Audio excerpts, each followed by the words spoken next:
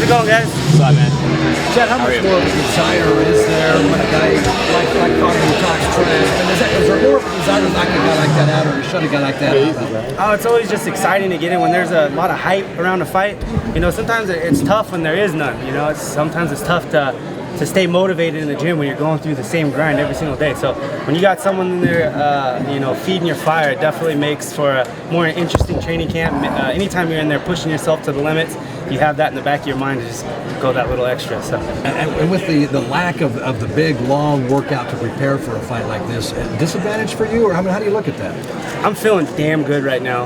I'm the type of guy that I overtrain pretty damn quick. So, you know, if I get usually within 3 to 4 weeks in a training camp, I feel probably peaked out at that point. And then it's a lot of maintaining and just keeping that game plan going from there. So, I mean, I think from what I had, the base that I had already built, jumping into this, 2.5 week training camp, I feel solid right now. I feel fast. I feel explosive.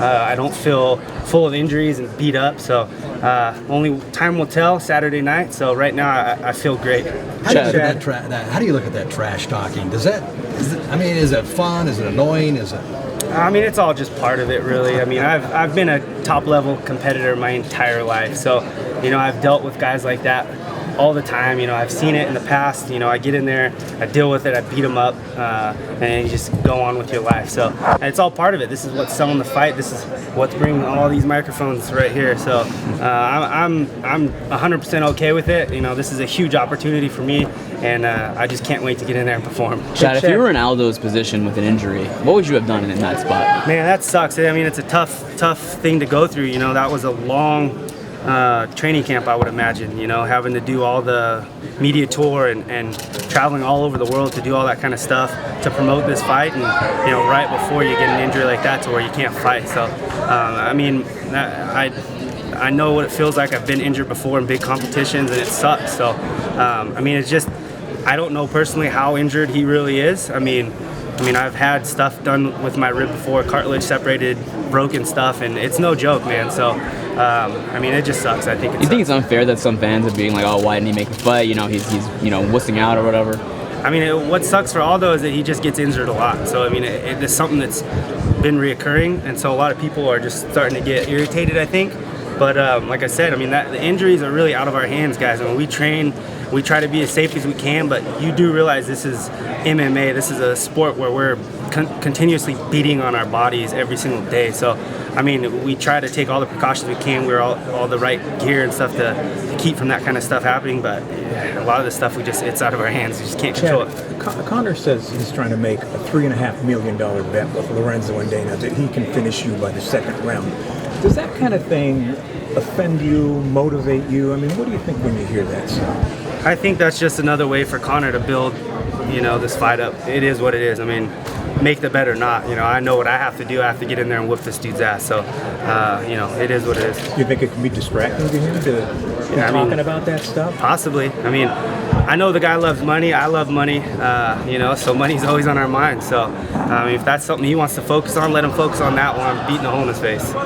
How do you feel? I mean, you fought for the title before, but you seem almost like more relaxed this time, even though it's kind of a weird situation. How do you feel compared to those previous title fights?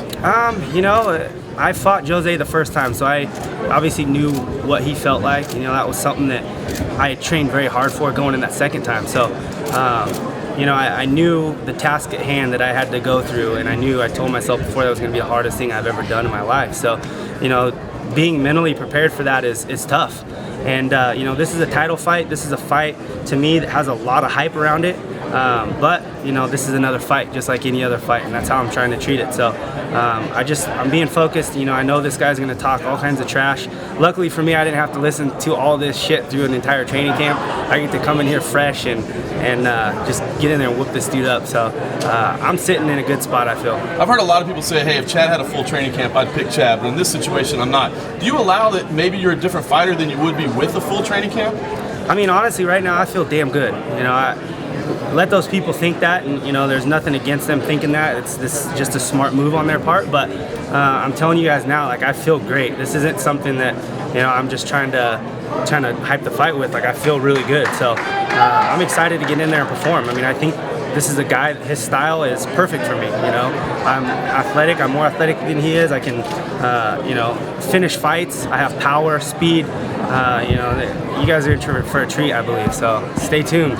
Chad, what was the situation at Team Alpha Male when the call came in? Were most of the guys already in camp, or did everybody have to get back together on short notice? Was everybody already around the gym? No, I mean, a lot of people are training. Cody No Love's on this fight. He was going through a camp.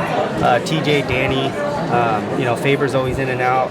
You know, we have guys that are always training in there. So, you know, they're the ones that actually let me know about this. I got a group text with a screenshot of one of the headlines, and you know, they were the ones kind of amping it up and saying, you know, this could be a huge opportunity. And I'm like, all right. So I sent it over to my managers right away. But you know, everyone has my back at Team Alpha Male, and everyone's basically helping me any way they possibly can on this short notice. So it's been great so far. With a lot of you guys being around the same weight class, do you think it helps in a short notice situation like this that it's kind of easier to get a last minute training camp together because a lot of your partners are, you know, the guys you're going to be rolling with short notice? Yeah, definitely. I mean, there's a lot of gyms that, you know, there's so many different size guys that, you know, maybe there's only 2 or 3 guys that you normally train with on a regular basis because everyone else is either too big or too small.